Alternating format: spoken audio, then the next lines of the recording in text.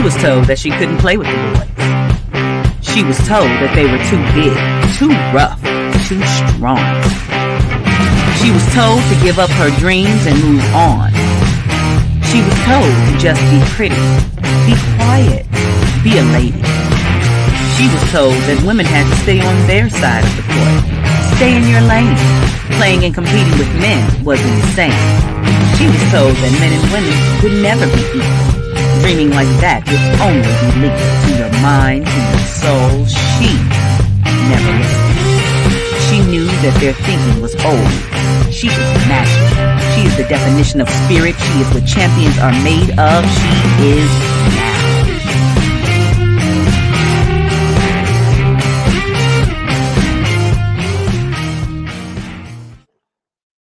Greetings. You are now listening to Access Wealth Nation with Dr. Jana B. Woodhouse, and we are broadcasting through WHCR 90.3 FM in New York, along with Soul City Network Broadcasting System through the Roku system across the country. And we're sharing information about financial freedom and literacy. So today, I have a little special treat for you. But before I get started, I wanted to just make some statements about what's going on with our economy. And of course, we see today in the economy, the market going up, down, up, down. And as I've told you before, there's some positives to this for us to get into the market. There's some positives that you need to talk to a financial advisor.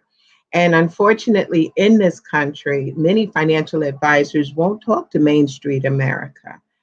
But I have a few associates of mine who are across the country in certain areas. And today we're going to talk about Black people who are in the financial service industry and why it's so important for getting more people of color into this industry. And so to just introduce you, I'm going to give you something that's very powerful. You are going to experience over 100 years of experience in the financial industry combined through these individuals and, of course, myself, because I was an old school person in it with my 36 years, but I look good.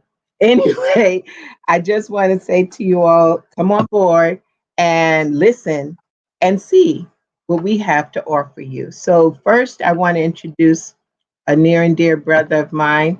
These are all just individuals who I have learned to work with and know I can count on, and to help my clients whenever I'm in a situation. You have to have some backup. And so we all work with each other periodically and support each other, because the industry, and we're going to talk about this industry, to see what we go through and why the support is so important. So first up, I want to bring in Mr. Selwyn Farrell, who has over 20 years of experience in the financial service industry. Hi, Selwyn. How you doing, Doc? Yes, welcome to Access Wealth Nation. Selwyn, military man, retired from the military, gave his service, and thank you again for your service. But above all, he is servicing individuals, and specifically his area is in Orlando, Florida, but not limited to. Okay. Right. Next up, I have a gentleman who is also, it seems like I got the military on me. Okay, so also serving, but I know that he is truly also about financial literacy and education, which everybody knows that's my passion. And so from the area of Virginia and Maryland is Mr. Anthony Tony Stratford. We call him Tony, but welcome, Tony. Good evening. Good evening, and then we have bringing up again, we've got I got all these men. I'm just so powerful. We have a gentleman, a little bit younger, and he's making sure that the legacy goes on. And I met him some long years ago. And at first I said, I wonder how he's going to do. Well, he has definitely done great things in this financial service arena. and his name is Mr. Sean Drake. He's a new father and in the area of Jacksonville, Florida. Welcome, Sean. Thanks for having me, big sister. Appreciate you. Glad to have you. And last but not least, we've had him on the show before, but he has been over 15 years in the financial service industry, a certified financial planner, servicing the area. We have a kinship because he was born in Mississippi, and as you'll know, I wasn't born in, but my soul is there because my parents came from Mississippi. So people think I'm from Mississippi, and I claim it. And so, from the wonderful city of Tampa, Florida, we have Dr. James Wilkerson. Welcome. Thank you so much for having me on the show again, Jana. I'm excited to be here. That is so good. I'm glad to have y'all. I am glad that you took the time out of your busy day, especially since some of y'all are from Florida, and I understand y'all got a little problem down there. New York, we're winning, but it's okay. Tony, you staying real good. You just in the middle, so it's fine. But this, I decided that I thought about, as a matter of fact, how they say, I had a dream. I had a dream that we needed to talk about this industry. And because of what's going on in this country right now with racial issues, I thought it'd be good to bring on some of the financial advisors that are out here servicing our community and really helping our community on an economic level. Because, we can talk about spiritual and we can talk about, all the marching, and I understand, but when you have built an economic base, you have built a security for yourself. And that's what it's all about. And so with all this genius I have here, I'm going to propose some questions. Now, first of all, I have a few small questions for you just to kick this off, and we're going to spend some fun time. So y'all just relax. I know y'all the military guys and all of that, but we're going to have some fun, okay? So one of the biggest things I wanted to talk about, and y'all can chime in, is what are some of the challenges in teaching financial literacy in Black America, bringing it to the Black American community. I call it the urban community because that's what it is here in New York, but I know abroad where the Black people are. Wow. I'll chime in first, sis. I tell you what, the Black community sometimes don't know how to recognize messengers of hope. Mm-hmm. And I believe until they start realizing some of the homegrown, call it talent, want to pour back into the soil that produced them, they've got to realize that, and they've got to realize that the people that they can rely on are people that look at them in spite of differences, in spite of what is being portrayed when we have Black on Black victimization, crime, and so forth. But they need to recognize that they're messengers that want to pour back into them and not recognize. And I also believe what some of the key components in that is the leadership within the Black communities, in most cases, which is the pastors, the reverence on the little storefront churches. I believe it starts there. I got you. Definitely. That's important. Go ahead, Tony. Yeah, I'd like to chime in on that. It wasn't just so long ago that, everyone worked farmland in this country. So we, before we became an industrialized society, everyone was on farms. And as we became an industrialized society, people came off of farms and went into plants and factories. And that was the senior generation in this country, and they did pretty well. They had a thing called a profit sharing plan. So the company did well. They shared their profits with them. They received full Social Security, full Medicare, Cost of housing was very low, so they paid their homes off a long time ago. Kids been out of the house forever. They did pretty well. The only problem they really had was an estate planning problem.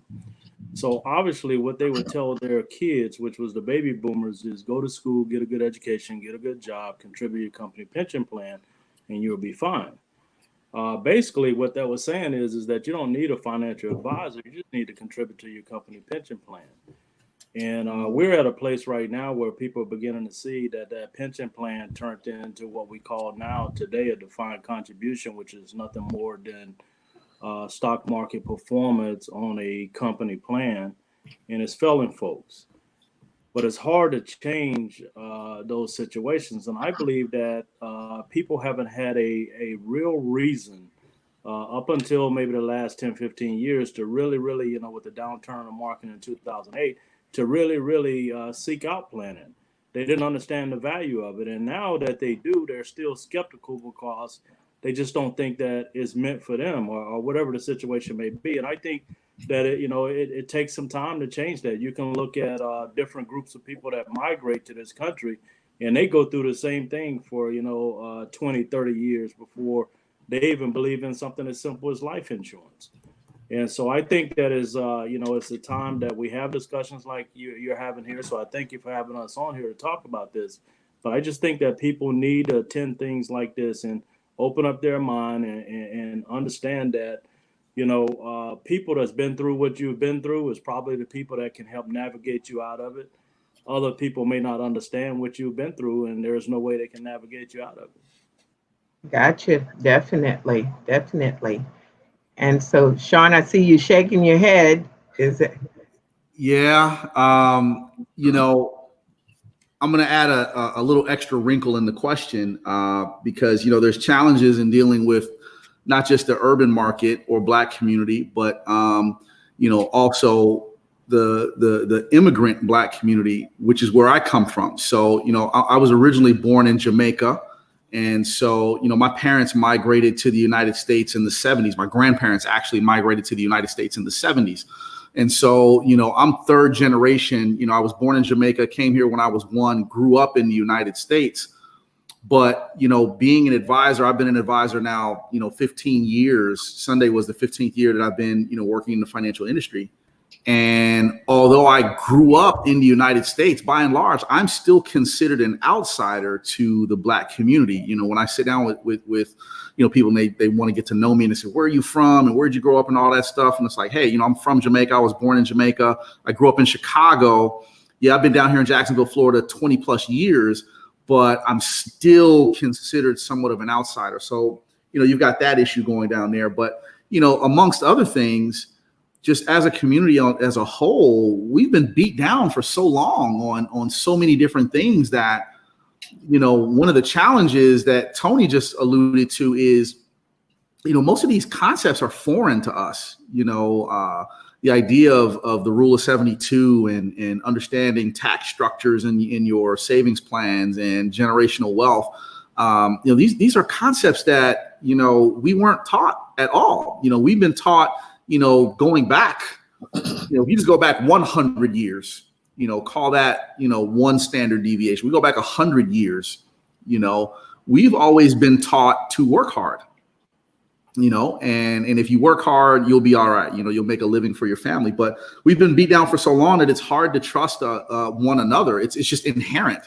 We've been taken advantage of as a people, as a community, not always by us. But, the fact that we've been taken advantage of for so long, it just makes it very difficult when you have concepts that people have never heard of before, while they've been around forever, concepts that people have not heard of before, people that are not typically in the financial industry. 5 years ago, Blacks were only 8% of the financial advisors nationwide. That was 5 years ago. And I know the industry has shrank since then. So, it's tough. It's definitely tough there to overcome some of those things on the surface.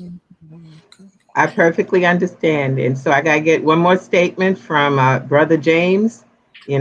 What's your impression of approach to our communities out here? And, I've heard you very vocal.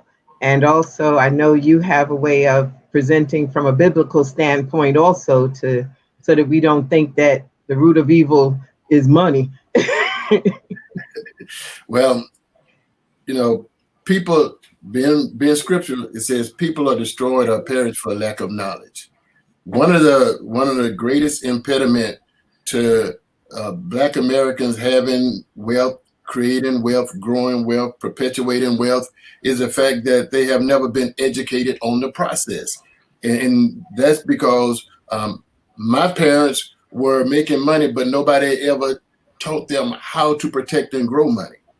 And so we have to have people who are going to go out now and share information with the generations that are following about the great opportunities to do stuff from a financial standpoint that moves beyond working on somebody's job forever. And I say that because, just being brutally honest, when I look at the scripture, I notice that in the Bible, the only people who work for somebody else were servants or slaves or hirelings.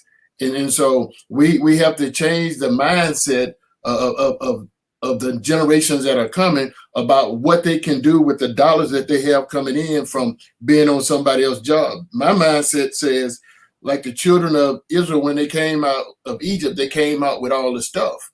So when we are working on jobs and we're creating income and we're growing wealth, and please understand me, the wealth for Black America is abysmal. People are in so much trouble, they have no idea that they eventually are going to be wiped out from the net worth equation altogether, unless there's some significant changes. And that's why we're having a discussion like this. And so it's going to be incumbent upon us to go out there, reach and teach people about the great opportunity. Now, we all have been exposed to where families are telling their kids to go throw that baseball, go catch that football, go shoot that basketball, but nobody ever tells them the most lucrative industry out there is $100 trillion plus industry, and is dominated by 55-year-old white men. There was a gentleman wrote a book that said the white guy shouldn't have all the fun. And I'm saying that because if we do this the right way, we'll be able to capture the generations that are coming after us to educate them on the opportunities that exist by helping people to do stuff they never thought possible. Most people have no idea that today's child can be tomorrow's millionaire if a plan is put in place. Most people have no idea that 20-something-year-old that's out there grinding on their job by making some small, simple contribution, $200 a month, to a plan that sets them up, that positions them to take out money in retirement tax-free and be comfortable in retirement. Millionaire. They just don't understand it. So my mission is, I want to help 1 million people who look like me become millionaires. And the only way that's going to happen is going to be through an education process. And so we have to educate the masses, because people really have no idea that the opportunity is so great. $100 trillion industry. And the way you make money in this industry is become a filter between where money is and where money is going. And nobody has ever taught us how to do it. And so we have a crusade now. We have to reach the masses, because as a certified financial planner, I share this with you. Only 1% of the certified financial planners in America look like me. Why is that? Because nobody ever took time out to mentor people to show them the great opportunity that exists. And so we're having this conversation because if it is to be, it is up to we. We, the people on this call, are going to be the catalyst for change for the future generations to learn how opportunities exist for them to do stuff that their parents and grandparents never thought possible. And that's so, I'm so thankful you mentioned that, because that is so important.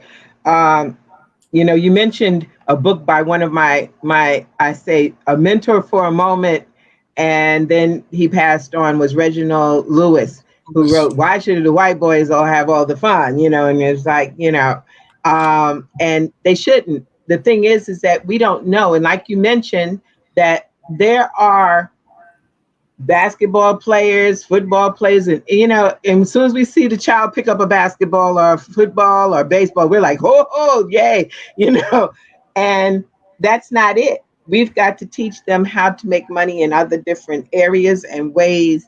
And again, I give tribute, since Father's Day has just passed. I give tribute to my dad, who said, "He who writes the check is free." And so he says, if you own a business, from his Mississippi background, he said, you gotta own a business, and you are free because you write the check. I remember when LeBron James got his big bonus. It was $83 million, and everybody was so excited. And I said, I don't want to dribble no ball. I want to be the one that wrote that check, because if I write a check for 83 million, how much I got? We got to change our mindset. And so for me, entering into the years that I've dealt with the financial service industry, my focus has been on our community, because I've talked to people, including individuals who look like us, and they still don't want to talk to us because they think we don't have any money. So, I wanted each one of you to share, why did you get in the financial service industry? What was it that caused you to embark upon this industry that is truly predominantly white male, as James identified, and that there's very few of us who have taken on the role of what we've done to certify ourselves to the level to be fully able to take care of our people with all of our licenses and all the experience we have? Well, I go ahead and I jump on that one right out the gate. When you grow up poor, you just want more. And I'm just being honest. And just for me, my inspiration, my mother is 99 years young. She was a domestic. And so everything that primarily came to us was a hand-me-down from the people she worked for. And so I just wanted more. So I would drive on the beach. I look at the nice houses on the beach and wonder what they did to be in a position to live that kind of life. And I just wanted more. And but I knew I'd never get there working for somebody else. Now, my daddy never made it to high school. I consider my daddy to be the smartest man ever. And just because he had so much wisdom, even not making it to junior high, he was an entrepreneur. And so he had rental property. He did all kind of things on the side to make money. And so that goes back to a biblical principle. Even in Ecclesiastes 11:1-2, it said, cast thy bread upon the water. After many days it shall return unto you. But then the second verse says, invest in 7 ventures, yea and 8, because you don't know what's coming up on the face of the earth. So I believe in multiple streams of income, where I believe the things that I've learned in the course of working for other people were designed to help me to go out and own my own. And as I move forward, if each one would reach one and bring those people along with us, it could change the landscape of legacies forever. The challenge we have is convincing people to be willing to sit down and talk to us, because out the gate, when our own people see us, they see us as being inferior. Well, I have to shut that case down, because my credentials put me in a very elite group of people. And I'm comfortable sitting down at the table talking to anybody about money, because at the end of the day, I know money. I know how money works. I know how to make it work for people. We just have a hard time convincing our people, because programming, and as a CFP, I watch little things. There was a CFP commercial, and they had a Caucasian gentleman who was a DJ, and he was talking so smooth and eloquently, and people were running behind him like he knew everything. But at the end of the day, he said, I'm just a DJ.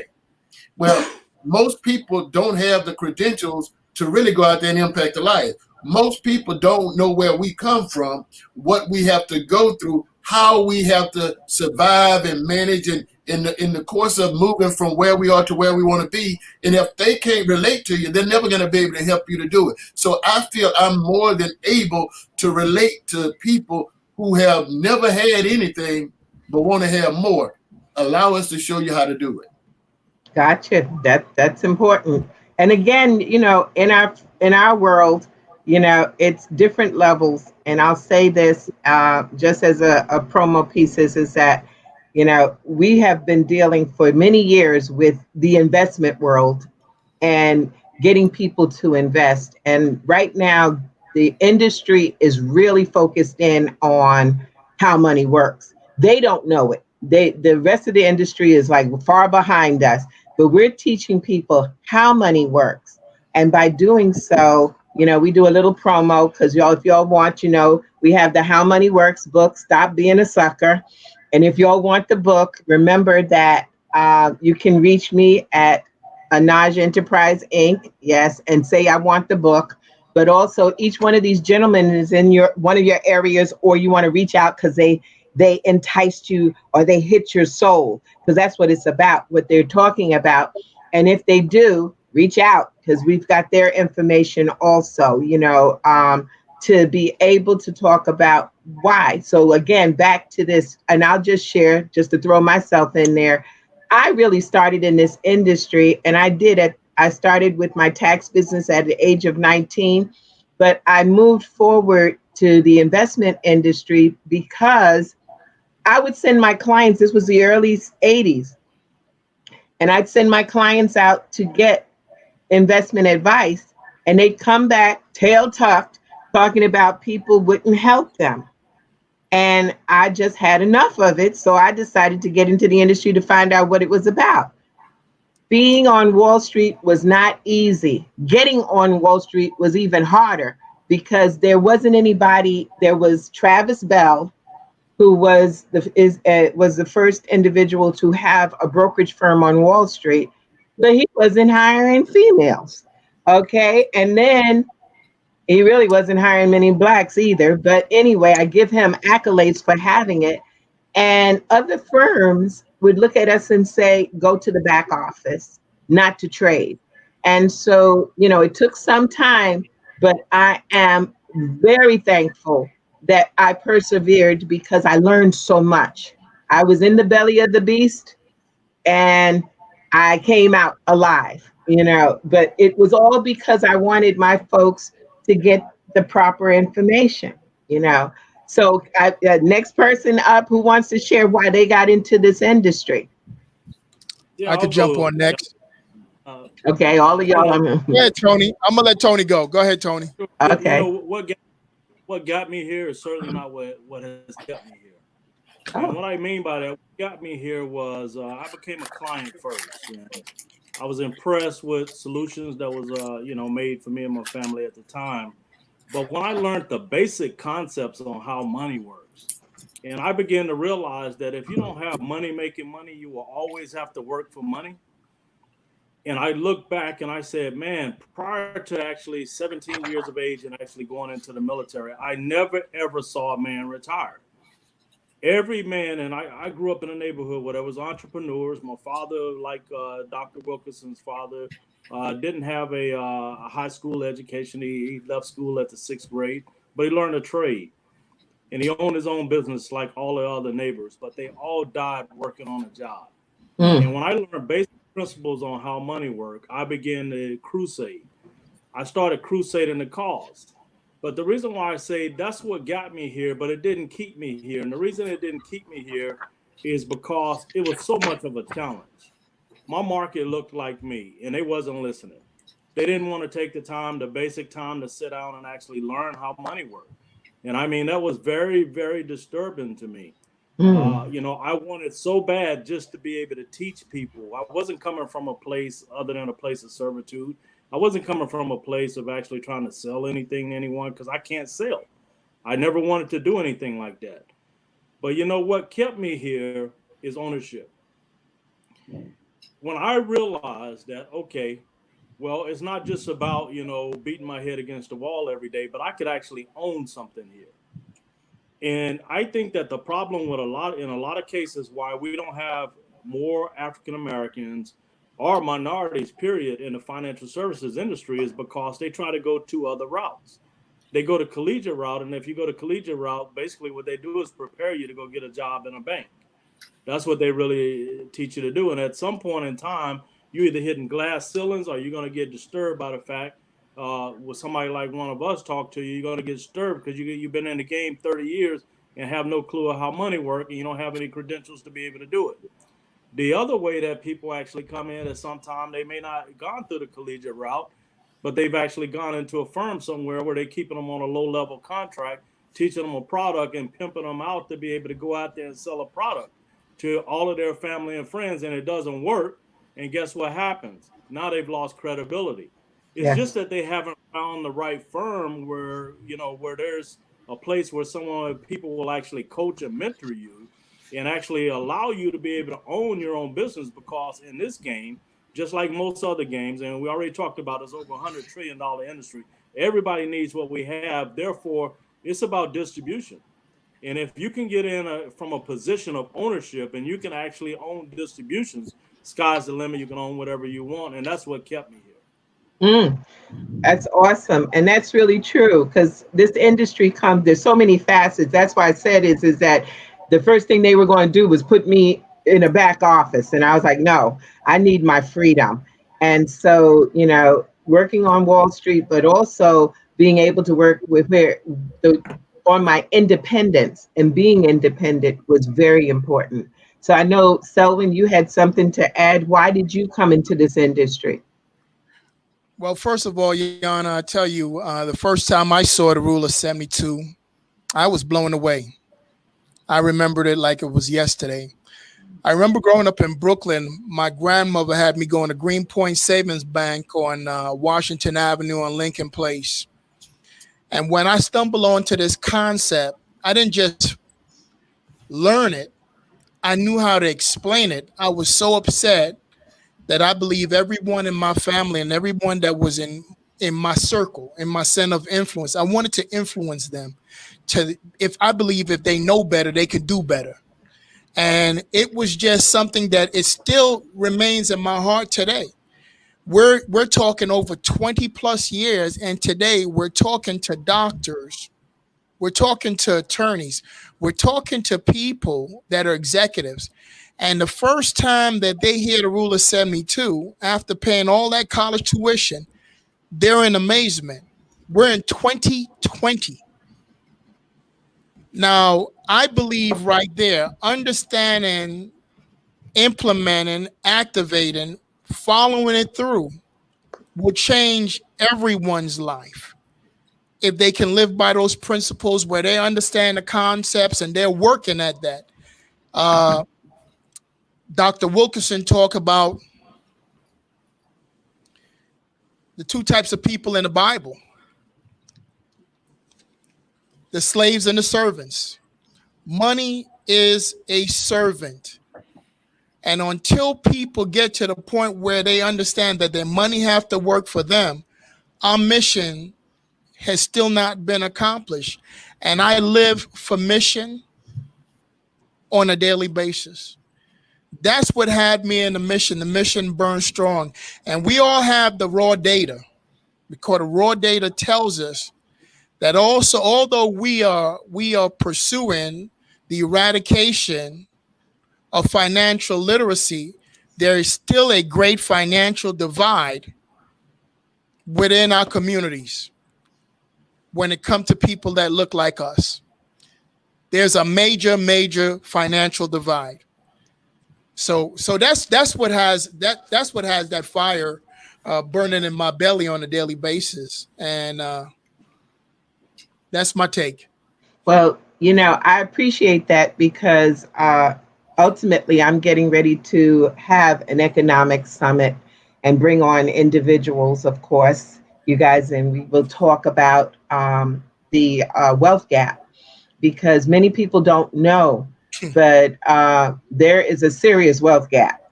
And though last year, the African American community spent over $1.7 trillion. And I say spent because we didn't circulate. Circulate means that it comes back into the community. We spent it. It got sent out to other people. But the wealth gap, I always contribute to equal justice with Brian Stevenson, his calendars. Every year I get the calendars and give it to my clients. And this year in May, the month of May focused on the wealth gap. Now, I knew there was a wealth gap, but I didn't know that the wealth gap was for every $100 that's in a white family's household, The Black family's household has $5.04. That's not a gap. That's a crater. That's bigger than the Grand Canyon. So that became an issue for me. And then a few weeks ago, I had Sean Rochester, who's the author of the Black Tax book, and he was like, "Yes, sis, but you got it wrong. You know, when they say that it's going to take 227 years for us to catch up," he said, "No, to catch up to the people today." And so I was like, "Oh my God, we'll never catch up if we don't become financially literate." And so that was my eye opener, because I felt that it at least was going to be, oh, we would catch up to them in those 227 years. But no, we just would make it to the folks who are today. So we got a lot of work to do. And so I don't want to leave my brother out. Sean, tell us why you got in, because, you know, you were out there, a great student, doing everything, and here you are. Yeah. So a couple things I got to touch on real quick before I get to that. You know, I was talking to some very close friends of mine a few weeks ago, and you know, everything that went down with George Floyd and Breonna Taylor and you know, Ahmaud Arbery. You know, Ahmaud Arbery was killed 45 minutes from my house, and so that really hit home to me. You know, that's right up in Brunswick, Georgia. You know, I've played golf up in Camden County, which is about maybe another 20 minutes from there. So that could have easily been me. But, you know, you guys just touched on something. You know, the money that the Black community spends, it's no surprise to me that companies have, with the quickness, with everything that's going on, are releasing statements left and right going, oh, man, we stand with the Black community. We're not going to stand for, you know, not having diversity and inclusion. We've got to make sure that everything is good.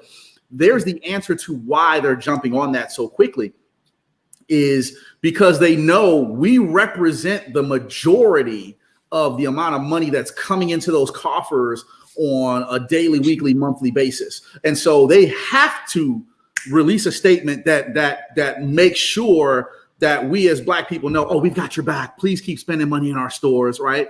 And, you know, you're really not hearing anything from the major banks and credit unions across this country. They haven't come out and said, you know what, we're going to go out, we're going to review our lending practices to small businesses, our lending practices to, you know, the African-American families who are trying to come up, who are trying to achieve home ownership. By a matter of fact, you've seen the reverse from major banks like Chase, who have come under fire here recently. They're still not saying anything about that. So pay attention to what's going on there. But, you know, here's what got me in the industry. And this ended up being a blessing in disguise to me, which is I ended up coming up against racism, systematic racism, cultural racism within organizations very early on in my career. I used to work for a major credit union here in Jacksonville, Florida, and I was there 2 years.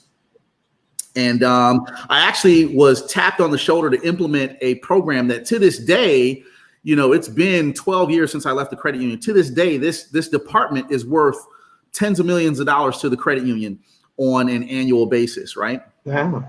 I was one of the founding people that helped to pen to paper, figure out this program, implement the program, and put it in place. And we ran this pilot program for maybe about 5 or 6 months. And, you know, it starts to work, it starts to take hold. And all of a sudden, you know, the powers that be say, hey, we're going to make this a permanent position. We need everybody to interview for this position now. And I say, well, why are we interviewing? You know, we've started this, you know, just it's a formality. Put us in, increase our pay, you know, because this was going to become a management position. They were going to move us into our corporate headquarters, whole 9 yards. They said, it's just a formality. Everybody's got to interview, right? No problem. Come in for the interview. I'm rocking a 3-piece suit. You know, I'm walking a power tie, just like they teach in business school, right? And I start getting questions about my vision and where do I see myself in the future and you know, all the typical stuff, right? And so I answered, you know, I see myself becoming a VP with this company and really spreading financial literacy throughout the community and being able to, you know, be a strong voice for people who are voiceless, right? Why did I do that? 2 weeks later, I get an email that says I did not get the position. So I request feedback as to why from the managers who were interviewing me. I was interviewed by 2 managers. One was a senior level VP at the time. She gets on the phone with me and she says my vision was too broad. She gets on the phone and tells me that it wasn't a clear-cut, direction that I was trying to go in with my career. And I'm sitting here going, what? And last but not least, she says, on top of all of that, we were completely distracted with the way that you were dressed during the interview, specifically with your watch and your cufflinks. This is 2007, right? Oh my God. That drove the stake through my heart of why I would never go back into a corporate America. I knew in that moment that, I'm experiencing the thing that you hear about in the history books, and people tell you stories. You're like, that's crazy, right? But I'm in the moment and I'm sitting here going, you've got to be kidding me that this is going on right now. And so what I didn't know then that I experienced is something that's called white fragility. And literally what I'd come to discover later on after I'd left that institution is that the people who were directly above me in supervisory and managerial roles, and even at the VP level, did not have the level of education or credentials that I had. And so therefore I became a threat to them. And it was, we have to stop this guy here because he's going to outshine us. If we let him in right now, he's going to outshine us. He's going to make us look bad. I was 27 at the time, right? You could have, I could have been that guy, for a different institution. And I may have been down that path that Tony just described of working a place 20, 25, 30 years, just for an institution, just being in a headquarters, just being back office. You'll make a great career. You'll never make an impact. And so that's what got me. I had just started in this industry part-time about 24 months prior. I had no idea about what insurance was, what financial planning was, but I knew that I was working too hard for the money that I was receiving. And there were people who were not working nearly as hard, who were making, 20, 30 times the amount of money on an hourly basis. I'm gonna leave two things and I'll turn it back over to you. Everybody's all the way up on, right now, man, minimum wage needs to be increased to $15 an hour, right? And you know what? Maybe it does. But let's do some quick math here. You just talked about the wealth divide. We've analyzed that the American dream starts happening for you at $130,000 a year, right? Is where the American dream, if you're middle of the road, median income, right? Median house, one car, 4-person family, right? What does it take to heat it, cool it, put groceries in it, tax it, go on vacations, all of that stuff? 130 grand is what that number comes to. There's a study done by Xavier University that analyzes that, right? The median income right here in Jacksonville, Florida right now is $26,500 per year. That's the middle, right? Now, that means that's for single income households, $26,500 a year. 2-person households is right around $51,000 a year. That means you are upside down $80,000 if you are middle of the road in Jacksonville, Florida today versus the life that you want to live. Now, what's the answer? Most people are going to try to work overtime. Well, we've got 40 million people unemployed right now, so there is no overtime. Maybe I'll pick up a part-time job. I'm going to risk my life. I'm going to go work at a grocery store. I'm going to go work at maybe a retail organization, something. And let's say that retail organization is paying me $15 an hour. How much more time outside of the home are you going to spend? Is it 10 hours, right? If it's 10 hours a week, you're making an extra $600 a month before taxes, right? And here's what we know about taxes. You add that $600 to your rate